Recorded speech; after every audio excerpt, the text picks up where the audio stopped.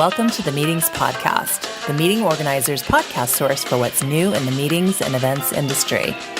Meetings Podcast is a conversation with a variety of voices that looks at events, meetings, and media. Meetings Podcast is sponsored by IMEX America, America's worldwide exhibition for incentive travel, meetings, and events.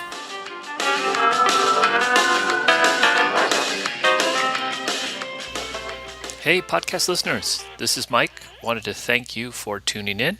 Wanted to thank our sponsors, IMEX America. I also wanted to thank Audible. Audible is our other sponsor, and they have a free audiobook download and a 30-day free trial if you head on over there to audibletrial.com/meetings podcast. They got a zillion books for me to choose from. I like going to just type in best of Audible, and you can go in there and find the most popular books. Might as well get one that's the best one so you could try out Audible. So thank you very much, and let's get right into the show. Welcome back to the Meetings Podcast. This is Mike McAllen from Grass Shack Events and Media and AV for Planners, and on today's show we have Ruud Janssen. Hi, Ruud. Good afternoon. Good morning, yes. We are on different parts of the world, which is fantastic. The Internet of Things, huh? Here we are. You are the founder of the New Objective Collective, the TNOC.org, and you are also the co-founder of the Event Model Generation. Is that right? Correct, yes. I know that's the website, but I that's great when you get the website as your name. It is. And I'm going to read a quick, short little bio about you, and then we'll just start chatting away. You were nominated as one of the 9 most influential meeting professionals who are shaping the future of global meetings industry. And that was nominated by your peers in the OnePlus MPI Magazine 2013. You are a serial entrepreneur since 1970. You have an in-depth knowledge and hands-on experience in strategy and actioning innovation for organizations across the world. You specialize in captivating, cultivating, and elevating online and offline dialogue with and for your clients. Your specialties include strategic consulting, moderation, online and multimedia marketing, community building, online collaboration for geographically spread teams, training and meeting service design consultancy. Let's see. You are a global nomad. You, of course, enjoy spending time with your family. Apart from running your third brainchild called TNOC, the New Object Collective, Individual Minds and Collective Results, which you are the founder and managing director, and in 2013 with Roel Frissen. Did I say that correctly? Yes, correct. You started the eventmodelgeneration.com to develop an event canvas as a visual language to assess, discuss, design, and deliver innovative events. With Roel, you are currently co-authoring a publication. Oh, did you already send this out? As a matter of fact, we changed our minds on that, and we have first published a facilitation kit. And we are now authoring the book that goes along with that, which we have a date on the 1st of April next year for that to be released, and that's no joke. Awesome. And that's the event. It's the Event Model Generation. Correct. Now, I had a discussion with Martin Vanesti the other day, and I was talking about how nobody's doing anything with the event architecture because I have the always dark cloud over my head, and I'm frustrated a long time event producer who always is trying to do these cool things for my clients, and they're always wanting to do the same old thing every time. But they're paying me a paycheck, so I go along with it as much as I can force, but I just say okay. And he talked about the event canvas a little bit with and we talked about you. And I'm really excited to talk to you. We've met before a couple of times. We have, Mike. Yeah. Yes, on different parts of the world. And you are all over the place. And where are you right now? Where are you sitting? I'm in Switzerland, between Basel and Zurich, in a little place called Oberdorf. Very cool. So now that I've I read your bio, why don't you tell me your favorite quote? All right. So one of my new favorite quotes is "Words divide and pictures unite," and this is something that Otto Neurath was using as his motto when he started thinking about a visual language to bring people together. Ah, very cool, very cool. And so how let's just kind of get your background. How did you get into the industry? How did you get into the media and events industry? I did probably a very classical kind of approach to that. I went to a hotel management school after doing my IB because I really wanted to see how. I really kind of fell in love with the atmosphere of what's happening in hotels. I spent quite a lot of time in hotels as I was traveling with my parents across different places. And there's a certain atmosphere in hotels that really spoke to me. So after doing hotel management school, I was in the hotel business for quite a number of years. But before doing that, as my last traineeship, I was tasked with the second round of an event called the Amsterdam Dinner. And this is an open-air dinner on Amsterdam's main square in front of the Royal Palace. And this is where I saw 17 competing five-star hotels collaborating with each other to create one charity event in a world turned upside down, where the chief stewards that normally wash the dishes were now telling the general managers who were now washing the dishes how this event was going to go. And that was a fascinating event experience. Wow. Which probably sparked this seed of seeing how volunteers, what drives people that are volunteers and how events can catalyze change. And that really kind of, after spending about 15 years in the events industry, I wanted to specialize and dig deeper into the events industry itself. And that's how I, kept specializing further and further. And then at some stage, I discovered that there's all these things that weren't happening yet. And if they're not there, then you have to create them. And that's why I became an entrepreneur late, I think it was in 2009, when I decided to jump ship and starting my first own business. Very cool. And so what did you do in the hotel business? What did you do? So my first role was... I was the group and convention manager at the Renaissance Hotel in Amsterdam, which had this really cool convention space called the Koepelkerk. It's an old church that's renovated right by the center of Amsterdam. And it had a big fire in it just previously. And my task was to get the show back on the road, to get convention business in and first of all, sell it. Later, I was doing the operations as well. So I got the best of both worlds. Everything I sold, I could do in operations as well. And that's a pretty busy life, to be fairly honest. Yeah. And then from there, I moved on to another place that's called the Steigenberger Kurhaus Hotel, where I was the director of marketing and sales for about 5.5 years, which was a terrific job, seeing tons of interesting events, organizing and programming music, doing open air festivals and really getting, having a lot of fun around events, but also having to deliver them at the highest quality level. So that was a great job, but very intense. Yeah, my wife works for Hilton Hotels, and since meeting her, I've always thought, wow, I wish I had started my career in the hotel business, because it just seems like in the events, I wish I'd gotten into it earlier in my career, because it seems like you can go any direction you want. There's so many different things, as your career is showing too. It's a really great industry. It is. It's very thrilling, but it's also very time consuming. So yes. One of the things I notice is that you're basically running a little village, right? That's kind of the role. So when I was at the junction of saying, do you want to run a little village for the rest of your life, or do you actually want to, dig deeper into events for the rest of your life? I took the junction towards events, yeah. Which was, I think life is too short for just one career. I wish you could do like 20 different careers. I agree. But the problem very often is you have to start at the beginning. Yeah, it'd be good if you could jump in at different stages. Right at the top would be nice, or in the middle. Yeah, it depends. Maybe the middle top, kind of up there somewhere. So what's the biggest challenge you've encountered now in taking this path for the industry? I think the biggest challenge that I feel when we're doing this is we get very And by we, I mean, when we've developed the event canvas, I'm spending a lot of time on designing events with teams. And the hardest thing that I usually find is finding the braiding point. Right? So what's the starting point for the conversation? And what's the mindset of the person on the other side of the table? And with some people, that's very natural. And with other people, that's a struggle.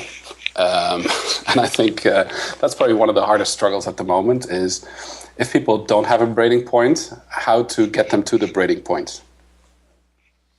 Yeah, I think that's been my biggest problem also, just trying to get to that. So tell me again, so you had a very good job. I mean, you had a job, and then you broke off to do the entrepreneurial thing. What's been the biggest? What was the biggest challenge you had with that? I think the biggest challenge is not so much the drive you have for creating the business and doing things based on intuition and experience. I think the biggest challenge is people around you that are not in that situation don't necessarily always understand what it means to be in that role. And I think if you care about that, or if you spend a lot of time trying to explain that, it doesn't necessarily help. Right. So I think what I've really enjoyed here is that you can create a path and you can go with things one at a time. I was overhearing one of the earlier podcasts that you did, Mike, with Michel Bruno and with Tahira and Dean. What I hear you guys saying as well is this whole idea of the predictability of your own business. Is it actually going to work? All the things that you come up with. The thrill of that is very much like jumping off the top of a mountain with a parachute on your back and going paragliding and without necessarily knowing where you're going to land. And I think that's kind of great analogy. Yes, I really love that feeling. Yeah. With paragliding, I've only done it as tandem jumps. I'd love to try that alone, but I've never dared to do that yet.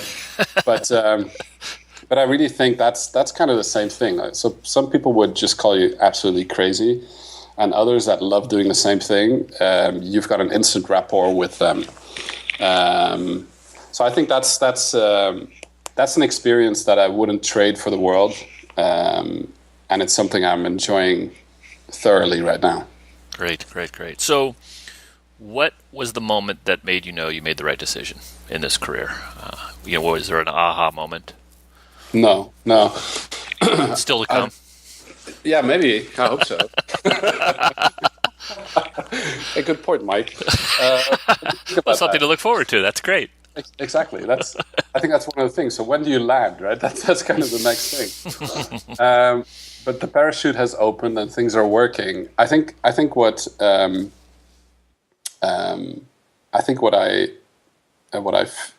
I experience with regards to being in that parachute at the moment, or being paragliding. It's not one main moment, but it's all the little moments strung together of aha moments. And I think if you don't have one of those moments at least 2 or 3 times a week, then it's time to move on to something different.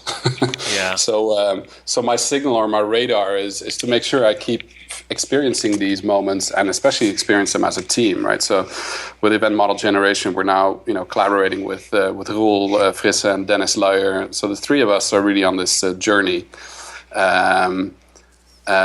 with teams that are using what we've created and seeing them at work with it. That's probably some of the most thrilling stuff that we see happening when others get it and they start using it, and we can just step back and observe them doing what we created. I think that's the moments that I really thrive on, and that's the moments that make it worthwhile. Yeah, and it's interesting, looking through the website, the event model generation website. It is such a great idea. As I just said earlier, like, I'm so frustrated with trying to get people to do cool things, engaging things. I'm not that frustrated, but I mean, that's one of my frustrations. It's not that big of a frustration because normally good clients like to do stuff like that. But this is such a great map of how to present it. That's always... I speak one language, English, and I don't speak it very well, and so it's very difficult for me to sometimes get across what I want to do. And so let's kind of get into some of the things that you do. So where do you want to start? Should we start with the TNOC and then move on to the new stuff, or do you want to just go right into the new stuff? Yeah, let's go into the new stuff, and a lot of the segues go back and forth. But, okay. So talk about the event model generation from someone who knows nothing about it. Maybe take us through the process from somebody who comes and downloads to take us through it. Okay. So let's say somebody runs into this and they download this one piece of paper, which took us the better part of a year to come up with the one piece of paper. Yeah, I imagine. It sounds a bit ridiculous, but it's really taking...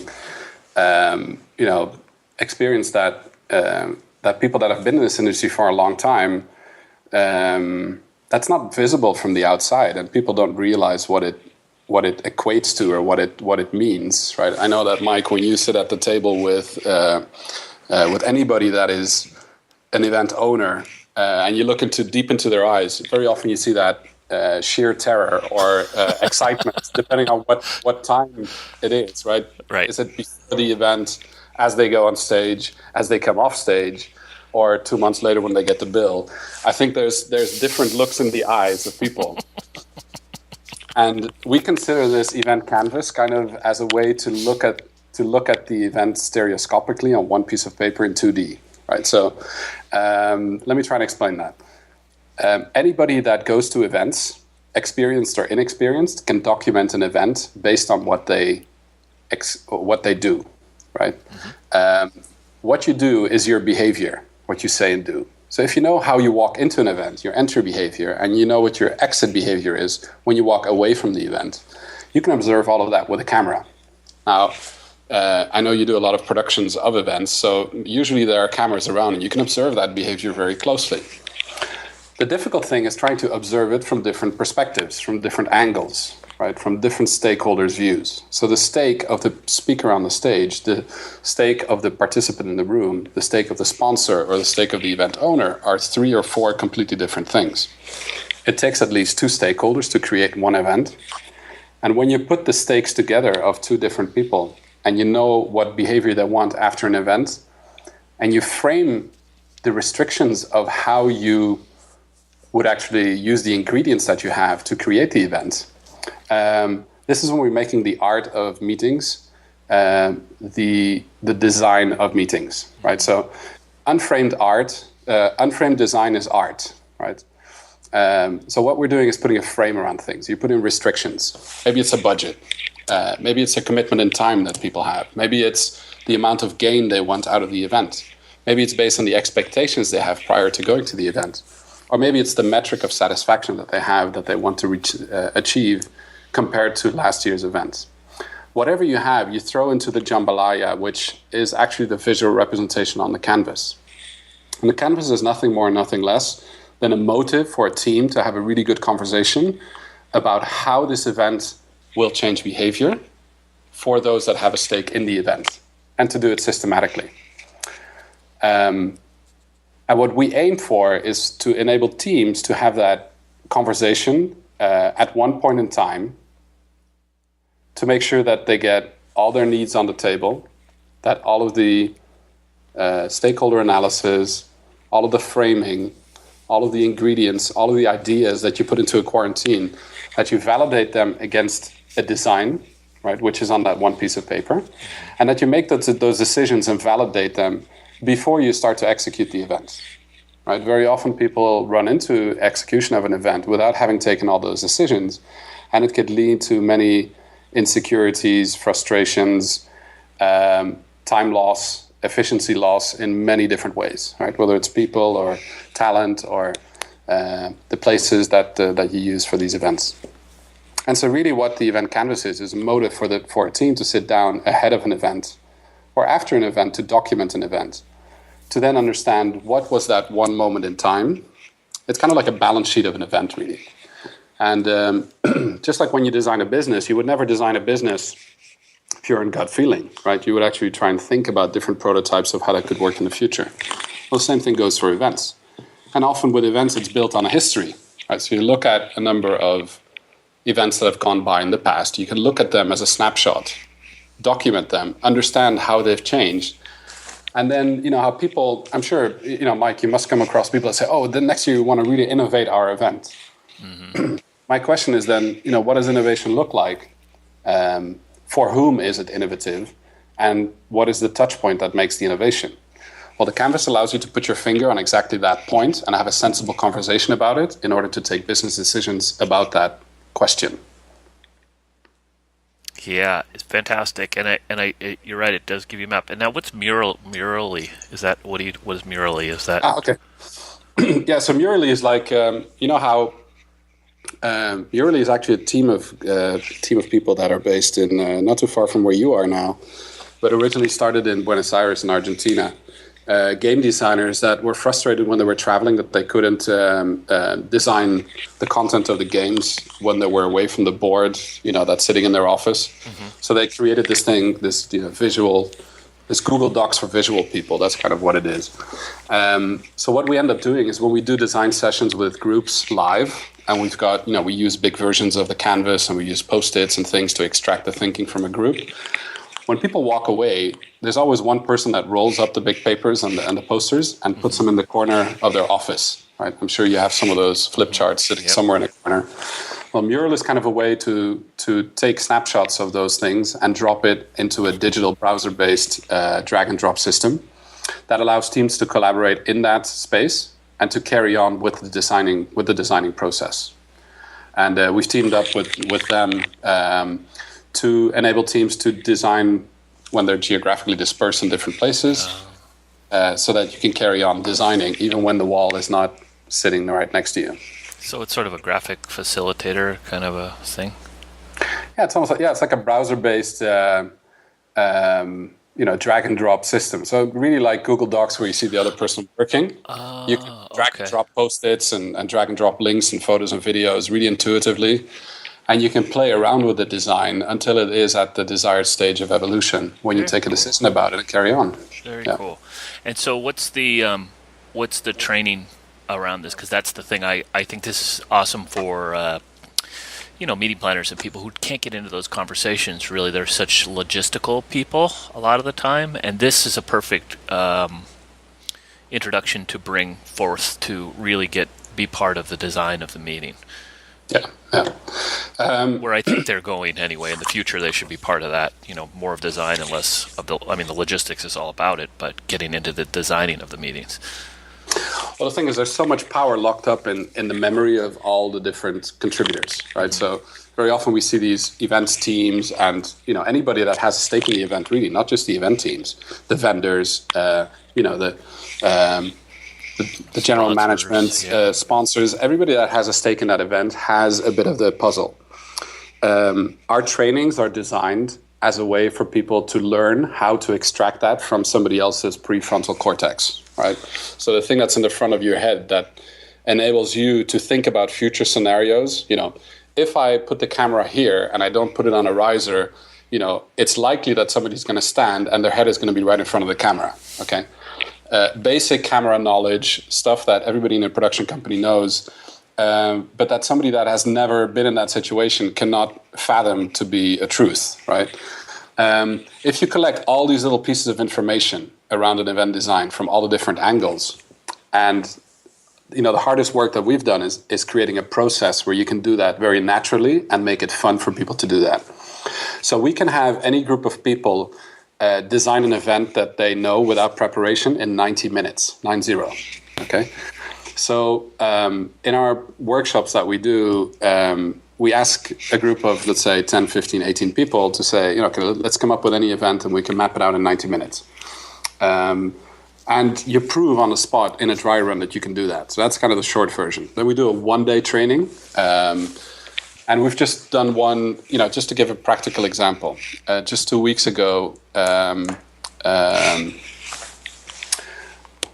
the head of events at the International Olympic Committee, who came across some of our work before, he said, "Well, I'd like to get my team together. There's 38 in his team. 18 of them are in events, but they're at very different levels, right? So very young, very experienced, and in between, with all different takes and different roles, each with their specialisms."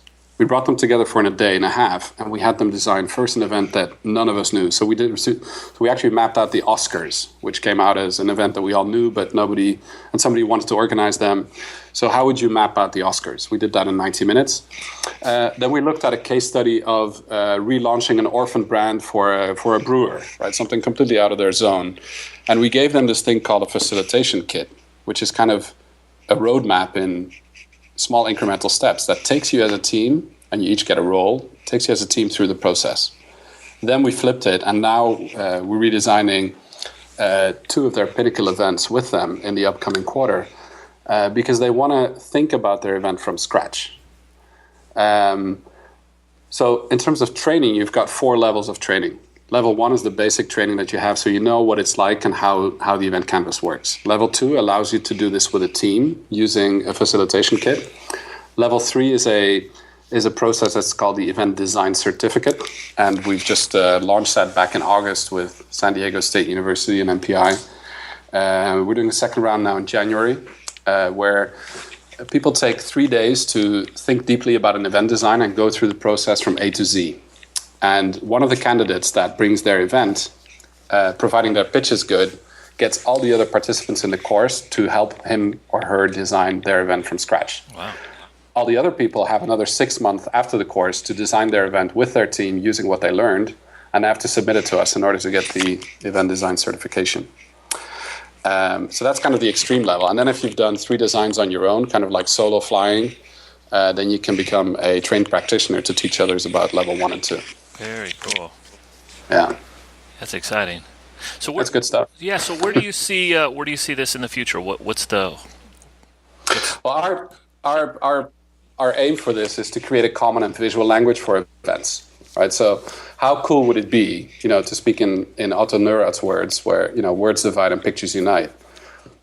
If you articulate in words about where an event should go, then somebody else will find 6 reasons why that's the wrong direction.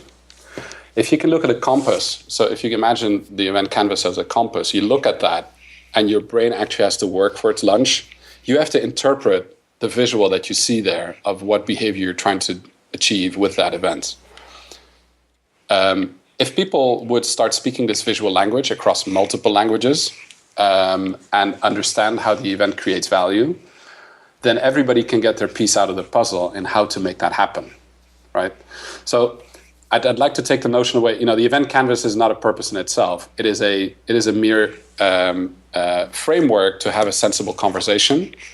And by visualizing that conversation, you can document successful event formats. You can maybe copy them in other silos, right? So our dream is to have this gallery of event formats, almost like a cookbook for events that you can look at visually and say, oh, you want to do rebranding? Go to alley 6A. Corporate size XYZ. Here's what 200 other organizations have done, and you can read it on one piece of paper. Awesome. Right. So that's kind of maybe that's like a fata morgana, because it's really hard to get the designs back from people. Mm-hmm. Mm-hmm. So we're still working on that quite a bit, but organizations have started adopting this, which is really encouraging, and the ones that have are telling us that there's a something with those events that makes them very different from the way they did it before, and people come back for more, right? So that's interesting. Very exciting. That's exciting. It is. So then let's talk about the book. So sure. Ouch. Yeah, let's talk a little bit. Let's talk a little bit about it. So anyone writing a book is a real undertaking, but let's talk a little bit about it. Yeah, so that's probably one of the biggest pains that you've just touched on, right? Maybe also one of the bravest things that we've attempted so far. we almost fell into the pitfall of writing the book that we would like to read, which at first was documenting our own conscious thinking in terms of what are the steps that we take and how do we do this. And so the book was a motive for us to document what we now call a facilitation kit and the event wallpaper, right? So the process of doing this is not what should be in the book. And that's what we discovered in our first attempt at writing the book. The next iteration was Dennis, Roel, and I sat down and said, how would we explain this to our 7-year-old or to our grandmother? Right. So we sat down and drew a little story of Mary's 8th birthday, and it's available for download as a free ebook to kind of get a gist of how we try to explain this to a kid or to a grandmother. Perfect. Which allowed us to go to the next step, which is this really tiny little book, which is actually a page of A4 paper folded back down 8 times into a really small little thing. That's the next iteration. That's finished just now. I'm really proud of that one now. But all of these iterations are bringing us to the actual book. So we've got a dummy of the book now, and we just had a book stabbing session at IBTM in Barcelona, where we stabbed the book to pieces. And we threw away the first version, and we're starting with version 2 now, which is going to be highly visual. We've got the dummy on the table. It's 123 pages, if I'm not mistaken.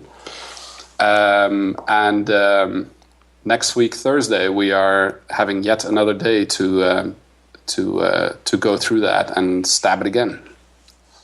Such a great idea. I mean, it's such an undertaking to do that. It's amazing. Congratulations for getting as far as you have. That's amazing. Yeah. So yeah, I hope it doesn't strand on the prototype though. But my feeling is that it does take this much work to get it to where it needs to be. Yeah. And so, where can people? I guess they can go to the website to download the Mary's 8th birthday. Yeah, and then also the other one. The small one isn't published yet, actually. That's a good idea, Mike. We'll actually, after the podcast, we'll put it up there. It's a PDF that you can download. And we're just trying to figure out how to incorporate the folding instructions on it. But maybe that's a test of your listeners' conversion to application, right? We can see the behavior change. Can they figure out how to fold the first book? Love it. Okay, we'll do that. That's the idea. All right, so let's just ask some questions about you now. Take us through a typical day. Do you have any kind of morning rituals? Are you an exercise person? Are you? You have kids. And how about also web stuff? Like, just kind of take us through a typical morning day. What's it like for Ruud? Yeah, so I've got 2 types of days really. I've got what I would call the non-travel days, or the for myself days, which are days that I spend here in Oberdorf. We live in a kind of a hilly place. I have 2 English bulldogs who in the morning are always very excited to see us. So one of the first struggles is always to get through the morning coffee and, just a little breakfast part, and then, getting them up the hill and giving them some fresh air is my core priority in the morning. When I'm here in the office. That's funny. Meanwhile, I will probably have done, some. So my devices sleep in my office. I never take any devices to any other parts of the house, and my office is actually right next to my house. So, but I lock up all the devices there. So when I pick up my devices in the morning, I do my morning ritual on the social media round and try to check if there's anything urgent that came in. And that's pretty much it. I do spend a lot of time listening to music, and my dogs are my natural reminder of break times. Right, so whenever I spend too much time working or behind my screens, at 10:30ish and at 4ish in the afternoon and at lunchtime, by the time they're sitting on my lap and are blocking my keyboard, that's when I know it's time to take a break. So those are the in-office days. Then when I'm traveling, like yesterday, I was very often I like to take early flights out of Basel Airport, which is a really small airport, which is nice. But yesterday I was driving down to Lausanne, had a meeting with the guys at the IOC, and then in the afternoon I was designing an event with the Internet Society in Geneva. Drove back late at night, and that's a day when the adrenaline, freely flows. And those days are only possible because I spend so many days also in off time, just recharging and reloading. So it's kind of an alternation between the two. Very cool. So what social media sites or social media, where do you live mostly? I'm a big fan of Twitter. I'm getting back into the habit of podcasting because of a question you asked, Mike. Right, so thanks for changing the behavior. It's one of the ways that this podcast has again created value besides actioning this downloadable book. So I've started looking at what are the podcasts I really like. And there's two types that I've listened to a bit lately in the car mostly. I've been reviewing actual events, live streams of events if they're available when I'm traveling here in Switzerland in the car. I like listening to some very, probably predictable things like HBR IdeaCast, but also local TV. There's a thing called SRF Bidelut, which is the national TV station goes to a family, in Switzerland, usually remote place, and follows them during the day, which is very interesting, kind of into people's lives. And understanding the life rhythm of other people. I do the necessary Facebook stuff, but I'm starting to, the love-hate relationship there is growing to a degree where I'm not sure about what to do with it. And then LinkedIn is probably my business lifeline.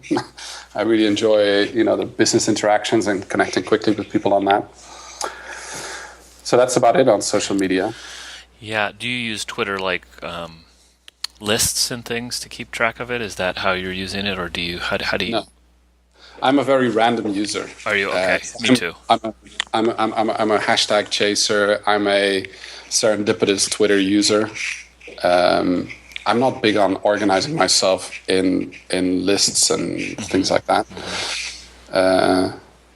But what have you found with these lists? Is that something that works for you? Well, I have a whole bunch that I start, and I think, I'll look at the mic, put people in different buckets, and then I think, I want to watch them. But I'm kind of the same way, sort of, with Facebook and Twitter, as that it's so much stuff being just pushed out. There's not a lot of conversations, and Facebook has been, especially with the political stuff going on here in the States, it's like, it's just this, everybody's just taken aside, and it's just kind of everyone's so negative in a way. I mean, there's too much hating going on. It's like nothing's getting done, kind of a thing. So I'm kind of like, I don't know how to use Facebook anymore. Anyway, I'm kind of pushing that off myself in a way. The one thing I wanted to ask you too was, what kind of music do you listen to, and how do you listen to it? So I love to listen to. So in my office, I've got like a little Spotify setup that I use streaming through my speakers that I like a lot. I'm a big jazz fanatic. Nice. I used to be a jazz trumpet player for a long time. Oh, wow. And that's my biggest regret. I've stopped doing that for the last 5 years. And I picked up my trumpet, I think, 10 days ago, and it was pretty awful. It was painful. That's great. So are you getting back into it then? Yes, that's one of my ambitions. Yeah, but it's not very forgiving. Trumpet. I played trumpet for the better part of 25 years, I guess. I was, as a kid, I started, and I was in all sorts of bands and jazz bands and jazz improvisation, and played a lot with bands with my brother as well, who was a drummer. So it's part of what we do as a family. But somehow I moved to Switzerland 6 years ago and lost track of my pals of music, right? It's hard to find people that play the same type of music you like at the same type of level with the same type of commitment, which in my case is I like to play when I'm here, but I also travel a lot, and I wouldn't want that to get in the way of my business either. So it's, I'm not a very reliable band musician, to put it that way. Where does your brother live? He lives the Netherlands, so close to Eindhoven. So when we get together, he's got a little studio, and he's got his drum kit set up and everything. So we love to hang out in that place. And his kids are very active in music, and it's something that is really, I think it's just making music is one of the best things in life. Mm-hmm. And I'm just trying to figure out why I gave up on it. Yeah, it's a hard thing not to. It's a hard thing to restart. Let's put it that way. Yeah, my dad played the trumpet also, and he got a scholarship to college playing the trumpet in the band. And anyway, he went to USF, University of San Francisco, and always played the trumpet. Very cool. Yeah. And what else was I going to ask you? And so, do the dogs like the trumpet? No. Well, the two dogs I have now. Well, actually, that's an interesting question, because we used to have. So in the past, our dogs weren't very fanatic when I was playing the trumpet, but I would hardly play it at home. To be fairly honest, I would always, we'd go to rehearsal rooms and studios and places where we would rehearse. My two current dogs, who've been with us for the best part of 6 years, haven't experienced my active trumpet playing, so I couldn't really tell you. I'm going to try it on them. Let you know. I'll tweet it out. Probably stick along. And do you have any kind of, do you do any special foods or something like that in the morning? Do you have a ritual food that you eat every day? I love food, so I've got a permanent love relationship with food and cooking. I love any type of food, really. There's nothing I don't like. I'm becoming more critical on what I put in my mouth, because I think sometimes it's better not to eat than to eat something mediocre or poor. And you feel better not eating mediocre food than eating mediocre or bad food. Mm-hmm. But I love good breads in the morning, or some cereal. That's kind of a thing I really enjoy. And, my cappuccino is my little Jura coffee machine that makes the fresh coffee, which is my little baby in the office.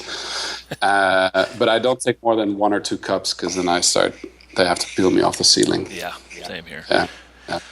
So, what book do you gift others?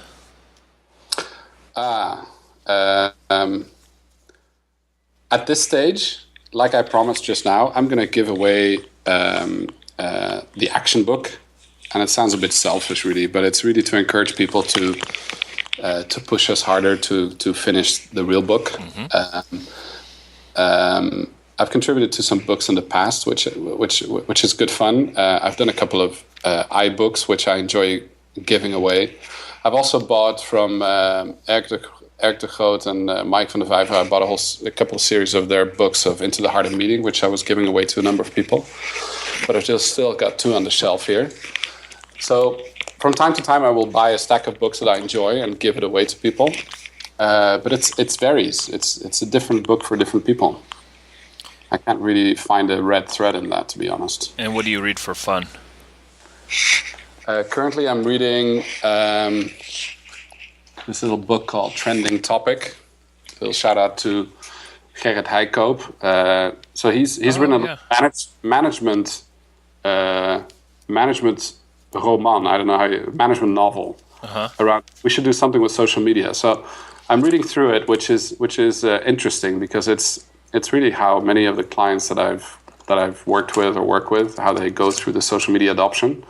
So I'm always fascinated how people adopt a certain technology or a certain new thing that happens.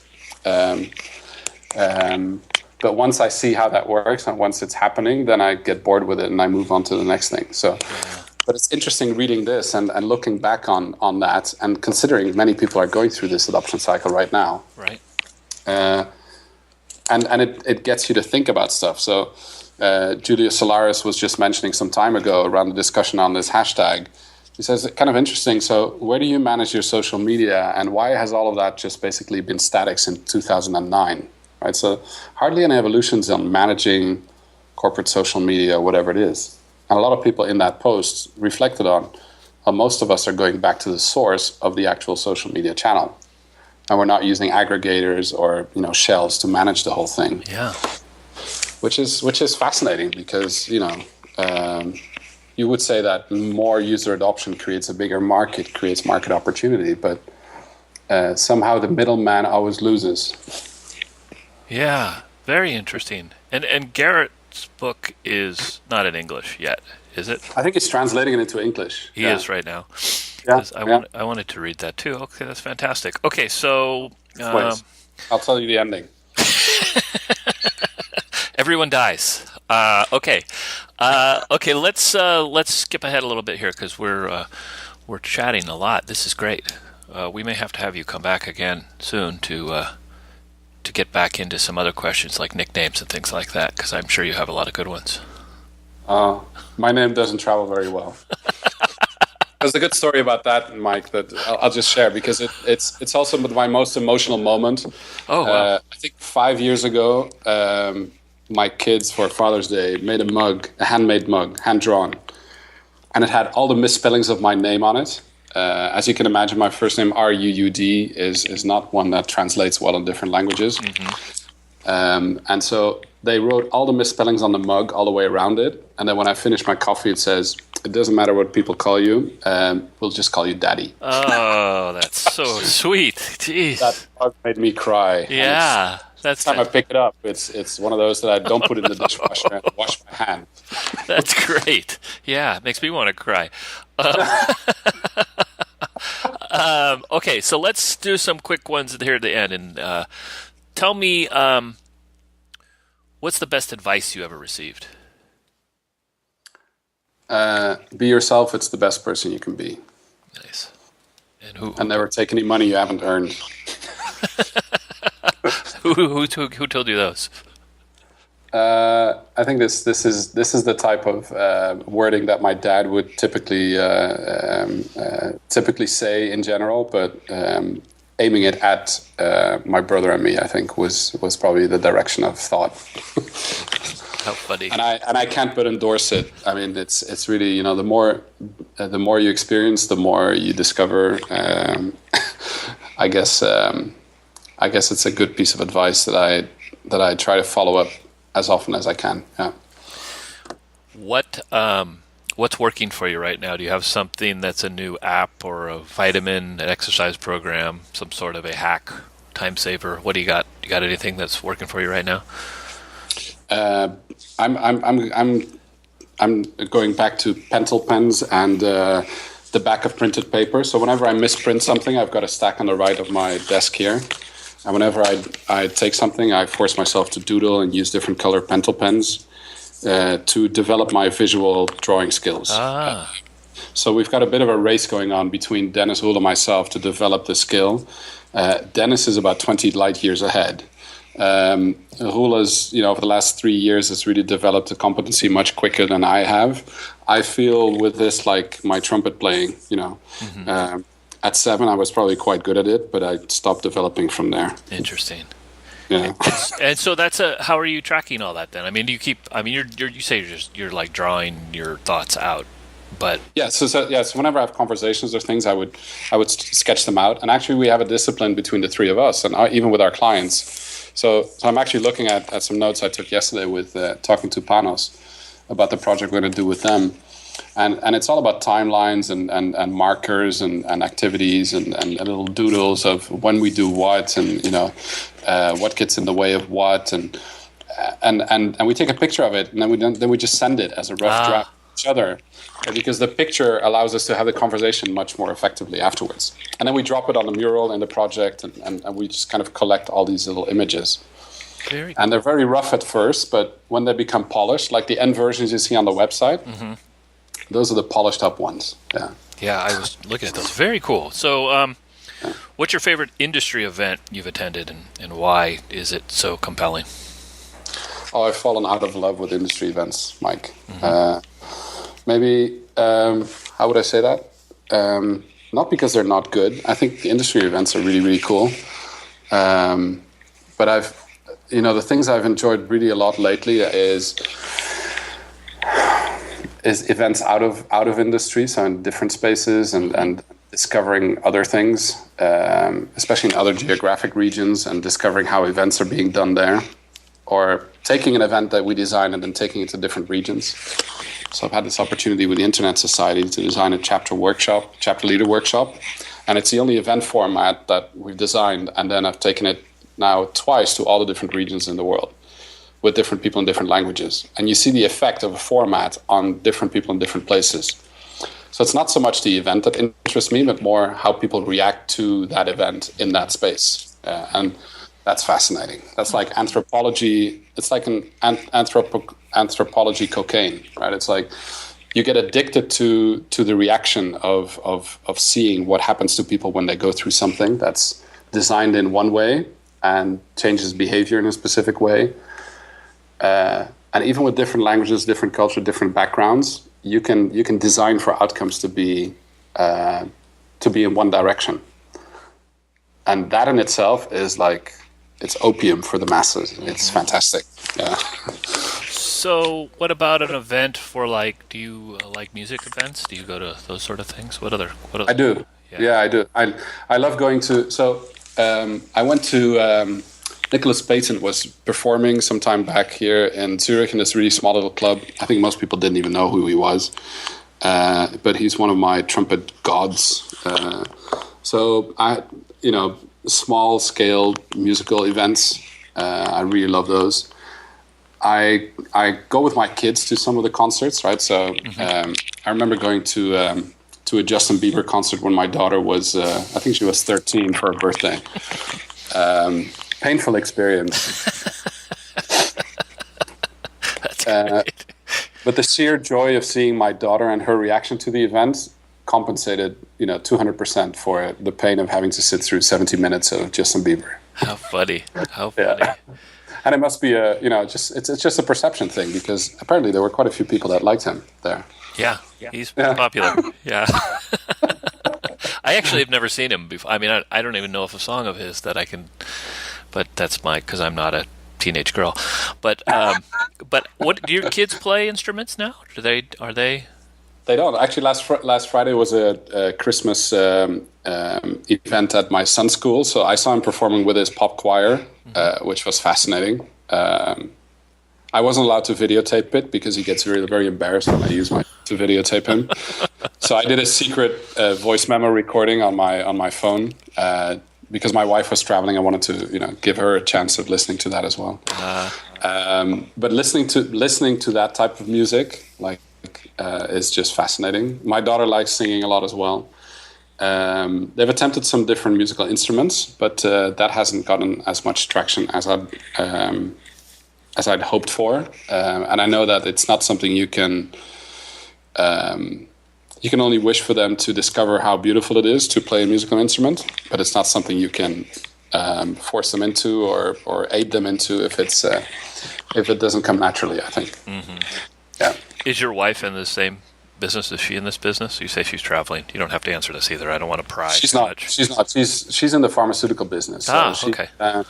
She's a global medical director for a company that's in that area, and obviously brings her to different places. So we're in completely different zones, and we, in terms of business lines, we don't really overlap at all. Yeah. Which is actually quite. That's good. I think it's quite helpful, and it's. I would have a hard time picturing both of us in the same industry. I think that would make for a much different dynamic. Yeah, I worked with my wife when I started our Grass Shack. We started the production company. She actually started it first because I was, and then I came aboard basically the year after. And we worked together for about a year or two, I think, and it was just like, okay, we need to stop this. And she went back to the hotel business. Mm-hmm. But it was okay, but it was just, that's all we talked about. Basically, I don't think it's very healthy. It wasn't for us. I mean, other couples. But. Okay. Yeah. So, what's the coolest new trend you've seen or you're excited about? Is there something out there? I guess it's the event canvas. No. The coolest thing that I've seen recently that really kind of, you have these moments when you kind of go, whoa, this is really happening, right? Nice. I was watching this little video by Phil Gilbert, who's the head of design at IBM, and he was talking about designing at scale, right? So how do you change a engineering culture into a design culture? and he called design the scientific method of the 21st century. Now, whether that's true or false remains to be debated, but I certainly like to think that's the case. And they've gone through a very similar kind of thing that we've done between the three of us, but they've done it with 380,000 people. So seeing the parallels between those two things really hits into the mantra and the new trend of design thinking into design doing, right? So stop talking about design and just start doing it. I think many people treat design like teenage sex, right? It's like something that everybody wants to do, but nobody actually does. So you just have to get over it, move forward, and then start doing design doing. That's the new thing. Very cool. Yeah. Okay, so last question: if you could talk to the high school senior you, or 18-year-old you, what would you tell yourself?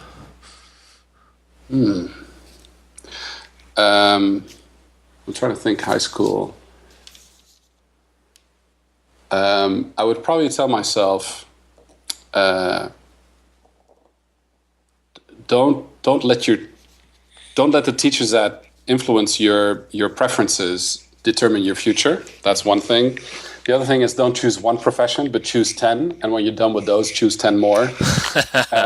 It's like don't get too tracked on one preference, right? So I know for some professions that's a must do. I'm really glad that the choices that I've made in terms of things I've done after secondary education have caused me to be more and more curious and more willing to learn new things. And to try new things and to go in different directions and to follow that serendipitously. Is it something that I thought was the right way to do it then? Definitely not. And that's probably why I only became an entrepreneur at a much later age than I could have been. Yeah. But I don't know if it's for better or for worse. I don't know if I would recommend a high school senior to be an entrepreneur when they get out of high school or college. That's not a given by per se. Mm-hmm. I do think if you have a background and understand the working world, then you have a much better chance at understanding yourself and how you create value in a self-sustained world. Right. Very cool. All right, Ruud. Thank you very much for speaking with me today. How can people get a hold of you? Where should they go find you? I'm not going to use my Twitter handle because that's as difficult as my first name and my last name with a W in the middle combined. I'd say go to eventcanvas.org. That's easy to remember, eventcanvas.org. You can also look at TNOC.org, and that gives you some different branches where you can touch base with me, or just look me up on LinkedIn. Ruud, R-U-U-D, W Janssen. That's me. Great, and we'll have all the links on the blog page, the blog show notes, and actually the TNOC is very interesting to go check out also because of it really does talk a lot about what you do. Cool. And I'll add the book as a PDF link there as well, Mike, if you like. So awesome. Because it hasn't been published yet, so we'll add the two links there, and that'll be something new for people to check out that hasn't been published. Yeah. Great. All right, Ruud, have a great evening. Thank you, Mike. I'm going to fire up the cheese fondue. Nice. And I wish you a good lunch upcoming. Yeah, I might have more breakfast, I'm thinking, maybe. So. Well, it's great to chat with you, Mike. I really enjoyed it. I've often seen you in different hybrid events, and we didn't really get a chance to dig deeper into things. Yeah. Well, we'll have you back on to the podcast, actually. We have a lot more stuff to talk about. I'm going to try and get you to come back on. Yeah, well, thanks so much for doing this, because I enjoyed the past episodes. I'm not going to listen to my own because that's always really difficult to hear your own voice. I know. That's why I don't listen to any of them.